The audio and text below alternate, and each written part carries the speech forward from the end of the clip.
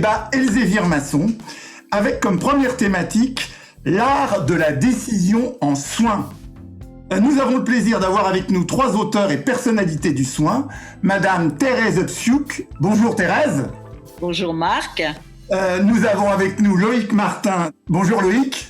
Bonjour Marc. Et puis nous avons David Nodin. Bonjour David. Bonjour Marc. Super, très bien. Donc le débat va se dérouler en 2 parties. Premièrement, la prise de parole de nos intervenants individuels sur leur vision de l'art de la décision en soins. Et ensuite, il y aura le débat proprement dit. Avant de commencer, je voulais revenir sur la genèse de ce débat. Elle remonte à mars 2020, au début de la pandémie Covid en France, et où beaucoup de professionnels, de tuteurs, d'enseignants, de formateurs et d'étudiants se sont retrouvés confrontés à la question: comment faire décision dans une situation d'inconnaissance? Question à la fois hautement philosophique, mais aussi hautement pratique. Et c'est donc cette question qu'on va essayer de résoudre. Évidemment, on n'épuisera pas le sujet, mais on va juste donner des pistes. Donc Thérèse, tu vas commencer avec donc l'art de la décision en soins en perspective des plans de soins types. Oui. Alors, je vais quand même commencer, avant d'entrer dans le détail de cette décision au niveau du plan de soins type, donner ma pensée générale concernant l'art de la décision au niveau du soin, puisque je situe l'art de la décision en fait au plus près du patient, mais je situe la science utile pour la pertinence de la décision à la fois dans la posture réflexive, la lecture et la recherche. Et ce sont des différents temps que j'ai respectés pour la construction des plans de soins types, des chemins cliniques et pour leur utilisation.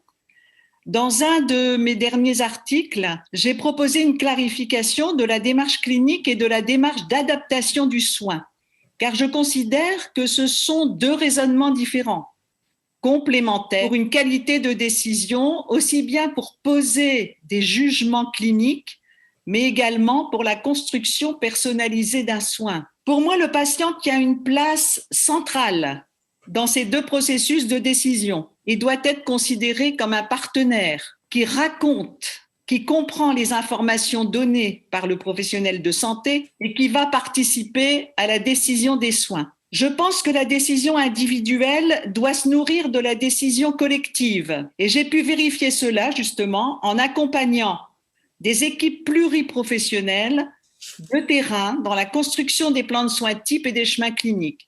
Et je continue à le vérifier puisque je suis actuellement dans l'accompagnement de 2 équipes de territoire, plus au niveau des hôpitaux, mais au niveau des territoires. Et on a exactement la même observation. Alors, je ne sais pas si j'ai encore du temps, Marc, mais… Si, bien sûr. Alors, au niveau de la méthodologie, de la construction de ces outils qu'on appelle les chemins cliniques, qui sont des outils de coordination dans les parcours de soins et les parcours de santé, il y a une étape qui est indispensable au niveau de la construction, c'est l'étape du plan de soins type, qui nous permet de positionner toutes les connaissances qui vont nous faire comprendre pourquoi on choisit tel soin dans telle pathologie au niveau du patient. Donc, tout le sens du soin va être dans les plans de soins type. La méthodologie de construction me paraît essentielle, c'est de partir des connaissances acquises par l'expérience. Et ça, c'est souvent de l'art au niveau des équipes. C'est-à-dire que la multiplicité des patients qu'ils peuvent avoir en accompagnement font qu'ils ont transformé leur savoir en connaissances et qu'on a des connaissances acquises par l'expérience.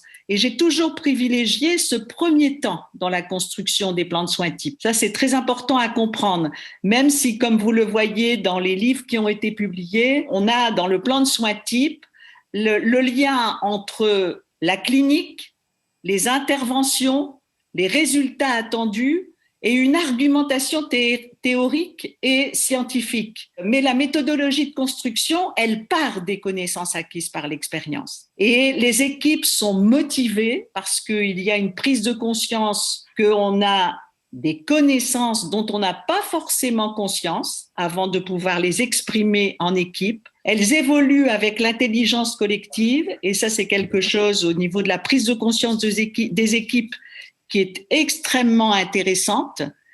Et quand on positionne ces plans de soins types, la dernière partie qui est l'argumentation théorique et qui est les fondements scientifiques, c'est une partie que les équipes vont consulter pour approfondir leurs connaissances après avoir positionné les connaissances acquises par l'expérience.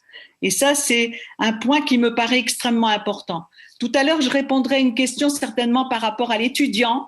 Et là, on verra que par rapport à l'étudiant, la connaissance va être inverse. On va le faire partir du soin, on va le faire partir du chemin clinique, parce que très souvent, il ne sait pas pourquoi il fait tel soin au niveau du patient.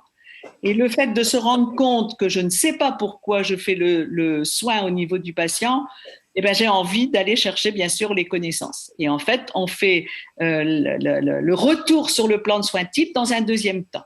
Très bien, merci beaucoup Thérèse. Donc maintenant, nous allons passer à Loïc sur l'art de la décision en soins par rapport au raisonnement clinique. Je crois que tu vas nous parler d'un certain Louis, mais j'en suis pas tout à fait sûr.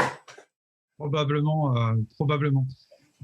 Merci Marc. Ça va tout à fait faire le lien avec Thérèse par rapport à ce qu'elle dit, parce que je pense que autour du raisonnement clinique, on est dans un processus complexe et invisible, et c'est ça qui est sûrement une vraie difficulté. Et pour moi, le premier fondement, c'est la connaissance théorique. Et là, je rejoins tout à fait Thérèse par rapport à tout ça. S'il n'y a pas de connaissance théorique au préalable, on peut pas en fait différencier le sein du pathologique. Et ça, c'est une première chose. Ensuite, je dirais que, et c'est ce qui nous représente aujourd'hui, c'est la multiplicité, la complémentarité des approches. Thérèse a beaucoup travaillé sur le raisonnement clinique, avec notamment le modèle trifocal. Moi, j'ai travaillé de mon côté à une approche différentes. Et je pense que l'intérêt, c'est de ne pas opposer les modèles ni les théories de soins, mais de les voir comme complémentaires, puisqu'on a chacun et chacune des méthodes d'appropriation différentes. Donc ça, c'est le deuxième point. Ensuite, c'est donner envie et donner du sens à ce qu'on fait. Les nouvelles générations sont probablement très, très centrées sur l'approche visuelle, le côté aussi vidéo, et il y a probablement des choses à faire par rapport à ça. Et puis, par exemple, dans le livre que j'ai écrit, je parle du Sherlock Holmes du soin, en fait. C'est comment arriver à donner envie en positionnant en tant qu'acteur et en tant qu'apprenant autonome l'étudiant dans une logique de je vais aller enquêter, je vais aller découvrir et je vais aller proposer des hypothèses et avancer dans le cheminement. Ensuite, il y a un point indispensable, c'est la question de la progressivité. On ne peut pas demander à un étudiant d'être expert au bout de 15 jours, alors que nous, on a mis des années et des années. Thérèse a tout à fait parlé de manière intéressante de la question de l'expertise et la question de l'expérience. Et il y a une dimension qui me semble relativement importante par rapport à ça. Ensuite, j'ai identifié, moi, 6 piliers indispensables dans ce cheminement du raisonnement clinique. On arrive vers l'art de la décision, il faut probablement des vrais fondements. Le premier, à nouveau, c'est les connaissances théoriques. Ensuite, c'est la qualité de l'observation. Ensuite, il y a l'examen clinique. Certes, il y a l'observation intéressante, mais j'ai détaché, moi, l'observation puisque c'est une compétence vraiment fondamentale. La qualité d'écoute et la qualité des soins relationnels pour aller recueillir davantage d'informations.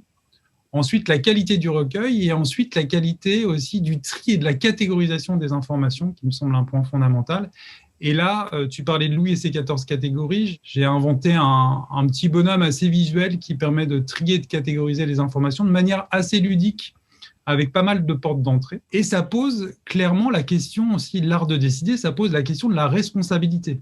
Ça, c'est un point clé. C'est-à-dire que les étudiants sont responsables et on va être responsable aussi de certaines prises de décision qui me semblent importantes. Et puis ensuite, je pense que ça fera lien avec probablement David par la suite. Ça pose aussi la question des leviers de l'apprentissage, qui rejoint un peu la question des neurosciences.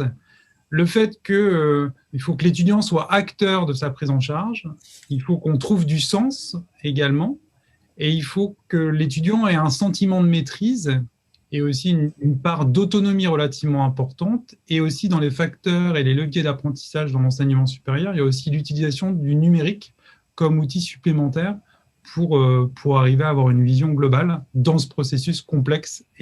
Super Loïc, merci beaucoup. Et donc maintenant, l'art de la décision en soins, eu égard les neurosciences. Donc là, c'est pour David. Oui, merci beaucoup. Déjà, c'est un plaisir en fait d'échanger avec Thérèse et Loïc et toi, Marc. Je vais être assez consensuel. En fait, aucune des visions ne s'oppose. Je suis assez d'accord avec Loïc. Elles sont extrêmement complémentaires. Et les neurosciences nous amènent à penser d'ailleurs cette vision. On a des données maintenant probantes qui expliquent comment finalement on prend des décisions. En gros, il y a 3 chemins pour prendre des décisions. Pour être schématique, c'est le modèle proposé par Olivier Houdet, mais qui s'assoit sur le modèle proposé par Daniel Kahneman, qui est un grand neuroscientifique, qui a été prix Nobel en économie, mais qui est un neuroscientifique. Alors, premier chemin, en fait, pour prendre des décisions, c'est les automatismes. C'est ce que Kahneman appelle le système 1. C'est tellement tout ce qu'on fait par automatisme. Il appelle ça le système heuristique, intuitif. Ce système-là, en fait, on l'utilise sans arrêt dans notre vie de tous les jours, de façon complètement transparente. Et c'est ce que disait Thérèse. Des fois, il y a des choses qu'on fait sans même réfléchir, on agit. Et on est des êtres d'action, d'ailleurs. En fait, c'est la grande force de nos décisions, c'est que finalement, on fait beaucoup de choses comme ça, de façon invisible, sans se rendre compte. Et puis, il y a un deuxième chemin qui est celui de la réflexion. Et c'est d'ailleurs celui-là qui sert à élaborer des connaissances. Le temps de la réflexion sur les connaissances, le temps de l'intégration. Alors, le système 1, par exemple, c'est le système rapide où on dit 3 fois 7, vous voyez, et de façon très intuitive, vous répondez 21. Le système 1, c'est celui qui vous fait prendre, par exemple, par automatisme les escalators, alors que vous voulez faire un régime et vous devez finalement augmenter votre activité physique et prendre les escaliers. Vous voyez, ça, c'est les habitudes, finalement. Le système 2, c'est celui qui vous permet finalement de temporiser ces décisions. Et Olivier Houdet a montré que on basculait des automatismes vers la réflexion grâce à des fonctions qui sont des fonctions essentielles, qu'on appelle des fonctions exécutives, notamment l'inhibition. L'inhibition est centrale dans l'apprentissage, et pour répondre à Loïc, elle est centrale parce qu'elle permet ce petit pas de côté dont parlait aussi Thérèse, ce pas de côté réflexif. L'inhibition nous permet finalement d'arrêter l'automatisme pour pouvoir se dire, tiens, c'est pas comme d'habitude, ça se passe différemment. Tiens, là, il y a quelque chose que je sens pas, vous voyez. Et là, on va commencer à réfléchir et à être dans un système hypothético-déductif d'analyse plus profond. Et donc, l'inhibition, elle est centrale dans notre vie quotidienne. On a des boucles comme ça en permanence de perception et d'action, et ces boucles de perception et d'action qui nous poussent à agir de façon automatique peuvent être inhibées grâce à notre système d'inhibition et aussi désinhibées, parce que je suis dans un état émotif particulier, je ne vais pas oser prendre une décision. Et vous voyez que l'inhibition travaille aussi avec la désinhibition, le lâcher-prise. Parfois, il faut aussi savoir lâcher prise. Et ça renvoie à l'idée que finalement, nos décisions, elles sont aussi liées fortement au système des émotions qu'on peut travailler, par exemple, en simulation. Voilà un petit peu pour être synthétique, en 3 minutes, la vision des neurosciences. C'est un peu très synthétique, mais voilà le modèle proposé par Houdet, qui est un modèle extrêmement intéressant. Très bien. Maintenant, on va arriver dans le débat, peut-être autour de la transdisciplinarité. Est-ce que la décision et l'art de la décision, elle n'est pas obligatoirement un peu transdisciplinaire ?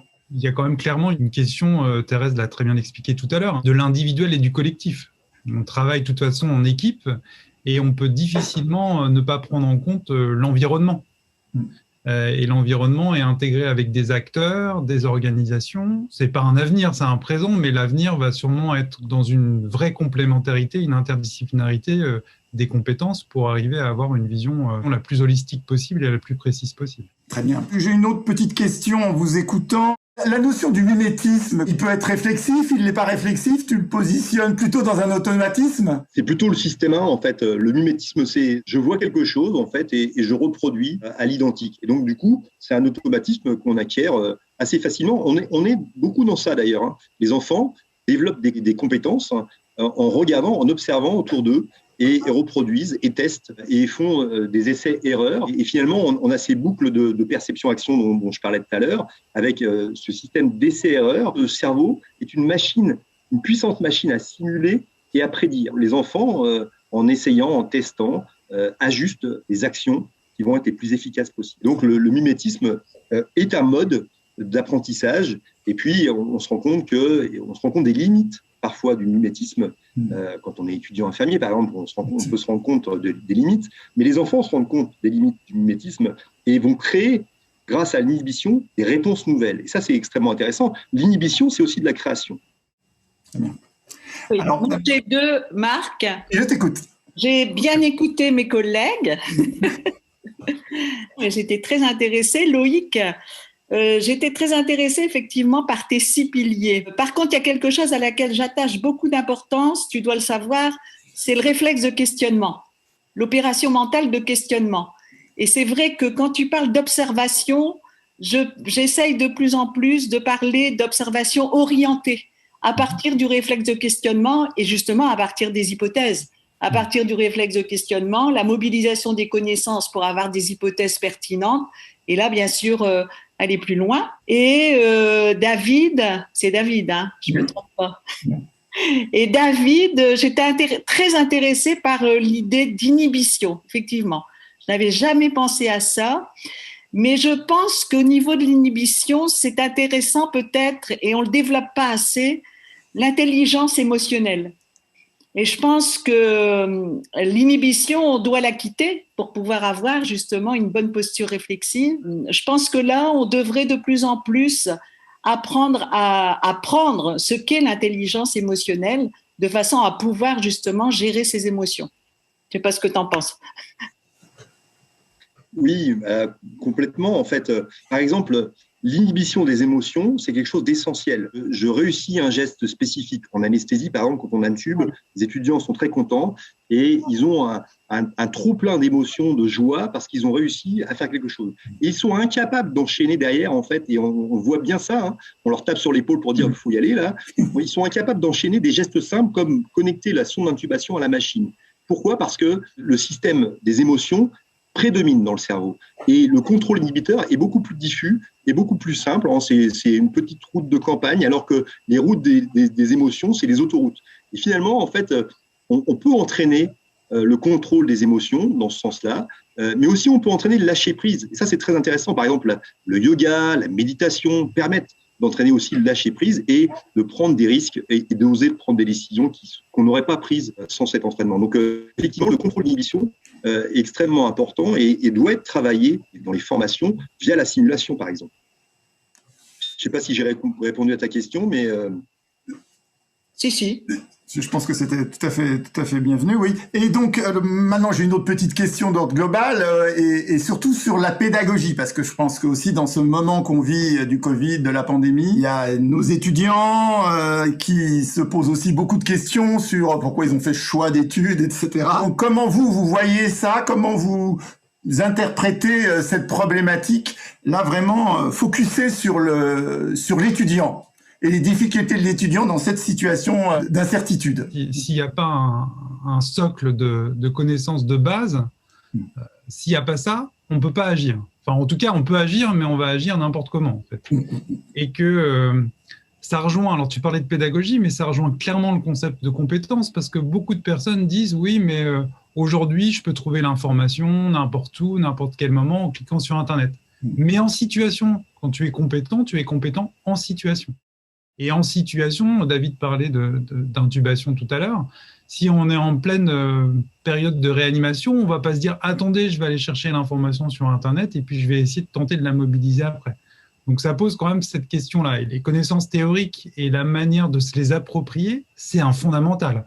Et ça, on peut pas passer à côté parce que sinon, on va être incapable de différencier le sain du pathologique et puis de se dire « là, il y a un problème ». Là, ça fait tilt et comment justement je peux agir efficacement dans cette situation. Donc ça, pour moi, c'est un préalable.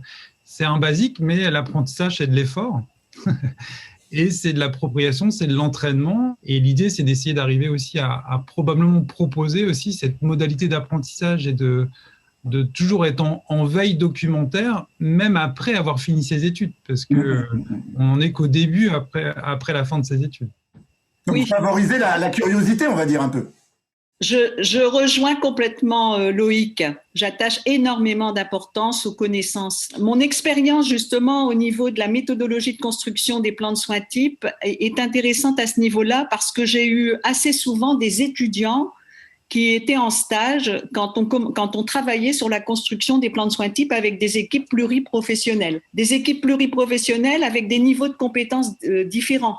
Puisque dans les groupes projets, souvent, il y avait des débutants et il y avait des experts. Les étudiants avaient en fait pour mission de poser les bonnes questions. Et ça, c'était intéressant.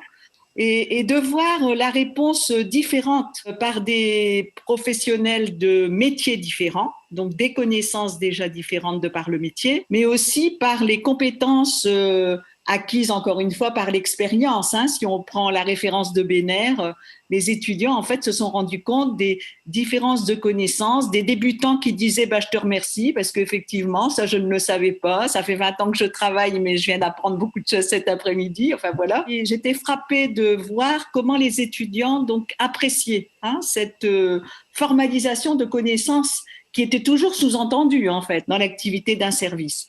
Et je terminerai là-dessus. J'attache énormément d'importance à l'apprentissage à partir des plans de soins types et des chemins cliniques. Avec les étudiants, il faut commencer par le chemin clinique, par le faire. C'est-à-dire, il faut qu'ils voient par rapport à une pathologie donnée quels sont les soins coordonnés qui sont normalement planifiés pour les patients et ils doivent savoir répondre à la question pourquoi ce soin à ce moment-là pour ce patient et pourquoi ce soin coordonné avec tel autre professionnel. Si on n'a pas la réponse, on ne peut pas faire. Il faut aller rechercher la réponse et on va rechercher la réponse bien sûr dans le plan de soins type où il y a toutes les connaissances qui sont développées.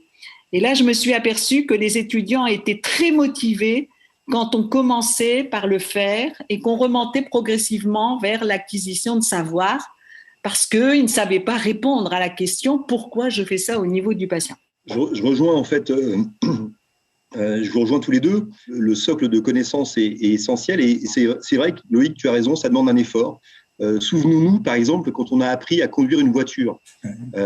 Ça nous paraît tellement facile maintenant de conduire une voiture une fois qu'on sait. Mais moi, personnellement, j'ai eu du mal à acquérir en fait ces automatismes. Et donc, on voit bien qu'il y a un effort nécessaire à l'apprentissage. Et cet effort-là, en fait, il se situe dans le système 2 dont on parlait tout à l'heure. Et une fois qu'on a routinisé en fait cet effort, ça devient complètement transparent.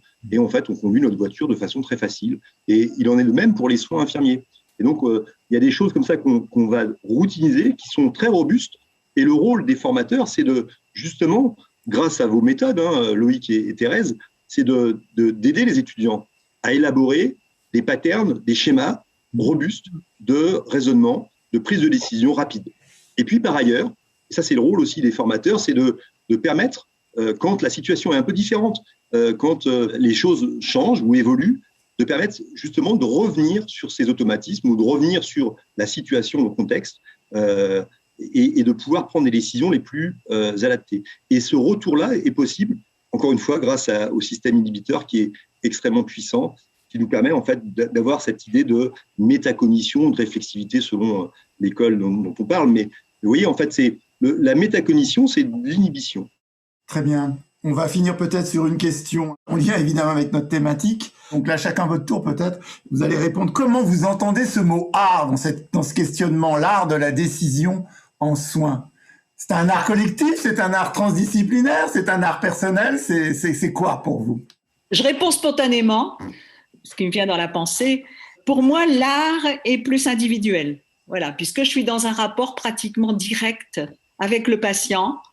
L'art est vraiment direct et je pense qu'avec l'expérience, cet art, il doit se perfectionner avec de plus en plus la codécision avec le patient. Parce que c'est pas simple. Voilà. Et donc ça se construit, ça s'apprend et il faut le temps de l'expérience. Patient expert, soignant expert, on va dire. Patient expert. Tous les patients sont des partenaires. Je dirais que l'art, ça serait probablement de rendre visible ce qui est invisible. Ah. La complexité en fait du cheminement et de la prise de décision, elle est très très très invisible, elle est très individuelle justement puisqu'on a nos propres mécanismes cognitifs. Le travail aussi des encadrants de proximité et des formateurs, c'est d'arriver aussi à rendre visible ce qui se passe dans leur tête. C'est-à-dire, je rentre dans une chambre, pourquoi au bout de 10 secondes je mets de l'oxygène à un patient? Pourquoi je vais agir comme ça? Et alors, pour nous, ça nous semble logique. Hein. David, c'est comme la voiture, quoi. On sait pourquoi on va mettre de l'oxygène. Le patient, il est polypnéique, il est déjà en position assise ou demi-assise, il est cyanosé, il sue, etc. Et nous, ça nous semble logique. On sait ce qu'il faut faire. Mais encore faut-il arriver à proposer ces clés de décryptage. Et l'art, c'est ça. Et c'est comme l'art, à mon sens, l'art des tableaux, l'art de la musique, c'est arriver à rendre visible et à donner des clés de décryptage à quelque chose qui est très, très complexe. Donc, rendre visible l'invisible. Super, ouais. Et David? Moi, je dirais en fait que la décision, c'est une création. Et en permanence, en fait, on crée. D'ailleurs, en fait, il y a un bouquin très intéressant que je vous conseille de Alain Berthoz, qui est un neuroscientifique du Collège de France. Et Alain Berthoz a écrit son dernier livre sur l'inhibition créatrice. À tel point que, vous voyez, on est dans cette idée que décider, c'est créer. Évidemment, en fait, on a l'impression qu'on agit comme ça sans vraiment décider ou sans vraiment créer, mais c'est une création pour le cerveau à chaque fois. Et le cerveau est un puissant simulateur et un puissant émulateur.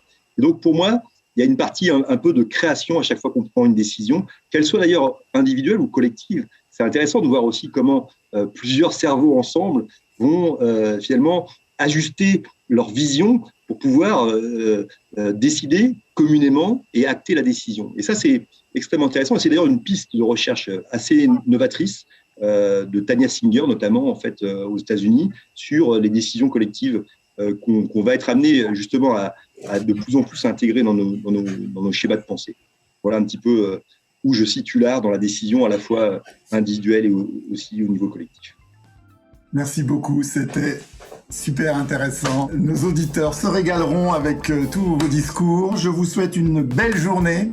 À bientôt pour un nouveau débat. Vous avez aussi ma messagerie si vous avez des thèmes que vous voudriez voir abordés en tant qu'enseignant, en tant que CDI d'IFSI. N'hésitez pas à me laisser ces thèmes. Merci Thérèse, merci Loïc. Merci David. Merci. C'était vraiment super. Merci. Bonne belle journée à vous. Au revoir. Au revoir. À bientôt. Au revoir.